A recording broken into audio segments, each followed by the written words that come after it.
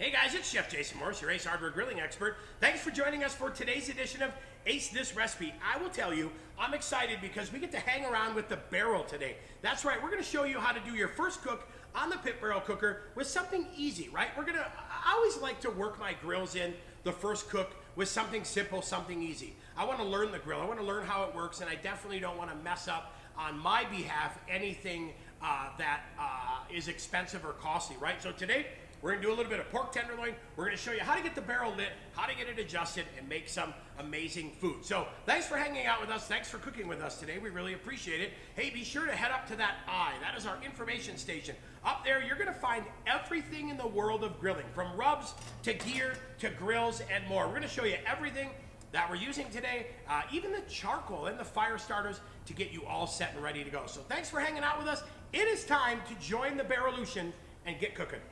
All right, it is time to light the fire and get this thing going. So one of the things we need a lump charcoal. We went with Jealous Devil as our lump charcoal today. We need a good chimney, and I just went with a small chimney because I didn't want to get too crazy filling this up. You're gonna need a lighter, obviously, right? And then a fire starter. I just went with a tumbleweed. You can use any kind of fire starter you want. Heck, even newspaper works great under here, but I like the chimney because it really gets us up and running fast. So now that I've got those all set, we'll set those to the side.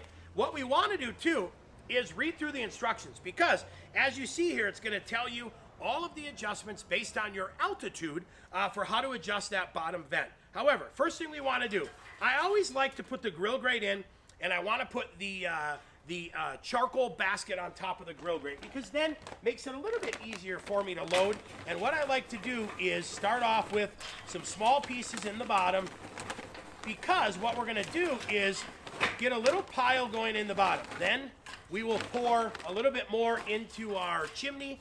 Then the nice thing is we'll add the hot on top of the cold. This will burn down in there and really create a much longer burn for us, right? So the beauty of it is I don't have to light it all at once. I let it do its thing. So we'll go ahead and get this set aside, and then we're gonna show you how to light that chimney up. As you can see here, look at that.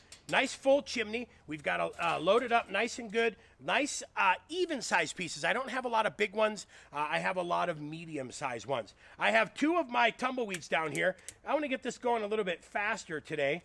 So what I'll do is I'm going to put two down there just to really get this fire started. I'm going to go ahead and light both sides, and then carefully we're going to go right over there. Now, the beauty of it is we'll give it just a couple minutes, and this is going to be rip-roaring hot. We are hot and ready to go. So first thing I'm going to do, carefully lift that up. I've got my gloves on. I'm going to set the charcoal basket on there, and now I'm just going to pour these guys over. Let them start to do their magic. So I want that to burn in really nice, get nice and hot. Okay, now that this is set and ready to go, this charcoal is started, carefully and away from the coals, I'm gonna lift this basket up, right? I'm gonna lift the grill grate up, and we're gonna set that right in the bottom like that. Now, we'll go ahead and hang that grill grate, and then we'll go ahead and get the two pieces of rebar in there and get the lid on. Now, we have the bottom dial adjusted all the way open, and because I'm going to do a little bit faster cook today, so I wanted to get it adjusted all the way open, and then we'll be ready to set. As you can see, we put the lid back on, and I adjusted that bottom all the way 100% open. I want it open because I really want a lot of air to get in and get this pit barrel hot. I'm gonna grill a little bit faster today, a little bit hotter today, so I wanted to just get that thing going so I can hang those pork tenderloins, because those tenderloins are a little bit leaner, a little bit smaller. I didn't want to dry them out, so I'm gonna cook them a little bit hotter today. So my recommendation, 100% open on the bottom. Let's get this thing ripping hot. Now, let's head back in, get our prep done.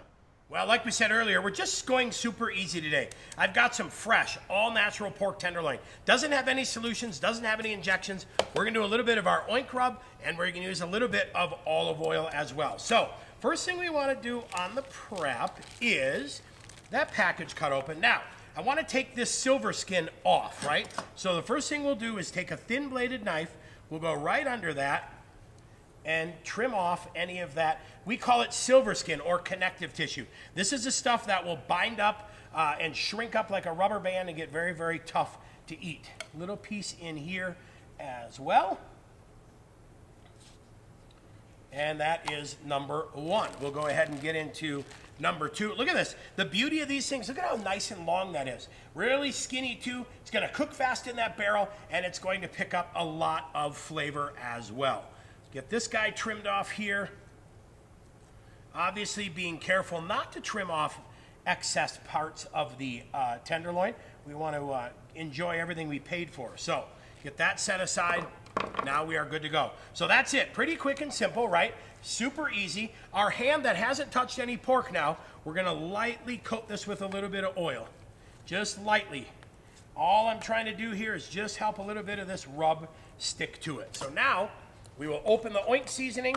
What I like to do, pack these guys next to each other, right? Put them right next to each other. Get a little bit of rub on them both ways. Pack that on just a little bit, and then we'll give these guys a little rotation here, and we'll get the other side done as well.